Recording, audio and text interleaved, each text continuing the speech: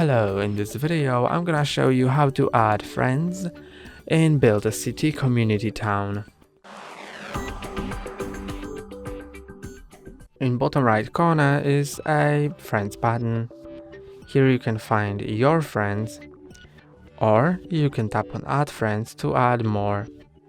These are the friends suggestions, but you can also add a specific friend of yours by clicking on add, and this is your friend ID. You can share it with someone so they can send you a friend invitation, or you can enter someone's friend ID so you can